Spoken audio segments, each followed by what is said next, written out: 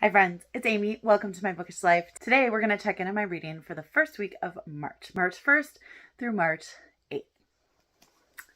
So let's get to it. I have had an amazingly great start to the month of March. I went to my friend Destiny's and visited with her and her family, and it was just an amazing trip. I flew in an airplane for the first time since college.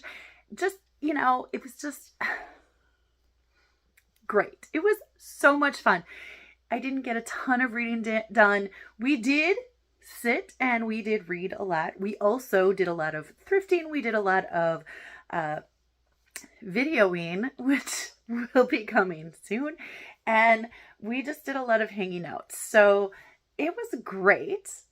But as a result, I haven't read a lot. That's okay. That's okay. I finished 2 books in March. I'm currently in the middle of 4 books. I mean, it's not really new anymore. I mean, that's pretty usual for me. So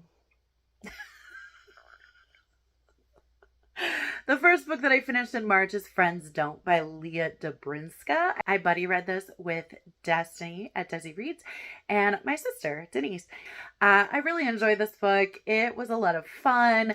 Kind of has a weird, wonky premise where a girl moves to her boyfriend of a month hometown because she needs a new start, and he's not even going to be there.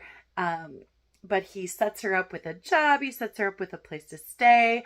And he asks his brother, Mac, to show her around and be a great host. And of course, he's going to fall in love with Mac. It's really cute. It's a lot of fun. And I just really enjoyed it. And I enjoyed chatting with my sister and Destiny about it. So that was really fun. And then I finished my first middle grade of the month was Unstuck by Barbara Dee. And this book follows Lila. And Lila wants to write a story. She wants to write a novel. She is really trying to do it during class, and she struggles with it. She's just stuck, and there's a lot of things happening in her life, and she's kind of just learning to deal with it, and she's learning to figure out how friendship works and what's going on with that. I loved that it had excerpts from Lila's writing and how she edited it herself and went through the whole process of writing. It's really great. It was a really great book to read. I really enjoyed it and absolutely recommend it. It just came out on February 27th. Definitely one that teachers should put into the hands of their students or even read aloud to their students. I think this would be a good one to read aloud. All right, so those are the 2 that I finished, and then I'm currently in the middle of 4. I am still working on Mountain on Fire by Rebecca E.F. Barone. I have not made a whole lot of progress with that one because it's on my computer at school, and I'm currently on spring break, so I haven't been at school for a week.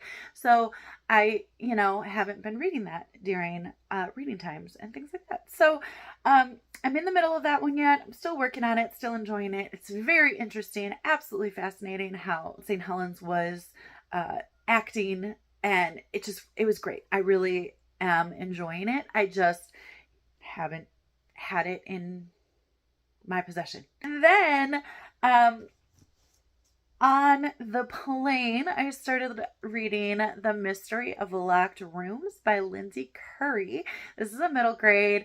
Lindsey Currie usually writes middle grade thrillers and horror, and this is actually a middle grade mystery, and so far I'm really liking it. It's a very interesting foray for her, and honestly it's kind of got a lot of creepy vibes. Like, she couldn't really let go of those creepy vibes that she writes into her books, and I'm really enjoying it. It's 3 kids. They love doing escape rooms, and one of them has a family that's in financial dire need. And so they decide that they're going to try to find this treasure, this legendary treasure. And so that, I mean, that's where we are. That's where we are in the book. I'm about 25% done and I'm really enjoying it. And then also on the plane home, I started reading A Million Ways Home by Diana Dorisi Winget, and this book is about a young girl who is in foster care. Poppy is in foster care. Her grandma is her guardian, and her grandma has a health scare and she's in the hospital, and so she needs to be in this foster care group home. But then one day she witnesses a terrible crime and she ends up needing protection from the police. And it's very like kind of intense, but really engaging, and I'm really enjoying it so far. She stays with the mother of the police detective, and the police detective lives kind of like in the house adjoining, so he can like take care of her and make sure that she's safe. And I just am really, really liking it, and it just kind of has this found family aspect that I'm hoping is going to grow and develop even more, but I'm really enjoying that. And then the last book that I'm reading is for my In Real Life book club, and that is Remarkably Bright Creatures by Shelby Van Pelt. I have been wanting to read this book for ages, and I'm so excited that it was a book club pick for this month. We have an octopus named Marcellus and an older woman named Tova who is dealing with a lot of loss in her life, and she cleans the aquarium where Marcellus is living. I am really, really just loving this world that Shelby Van Pelt created. It feels very Finding Dory, and just I don't, you know, like, oh, it's just captivating as I'm reading it. I just feel in it, you know. I'm about 35% in, and it's not going to take me long to finish it. When I pick it up, I'm in it and I love it. I'm loving it. There is a storyline with a young man named Cameron that I'm really not sure where it's going, but it's got to come in there at some point. I'm just not sure what it is. And so I'm kind of excited to see how that is connected to Tova and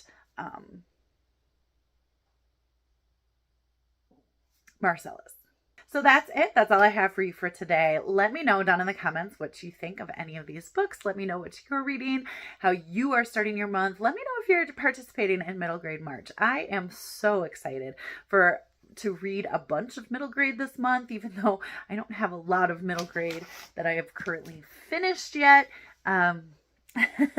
Hopefully it is coming, but let me know down in the comments. I love talking with you down there. Commenting, liking, and subscribing really help my channel grow, and I so appreciate it. I hope you're finding something wonderful to read, and until next time, happy reading. Bye.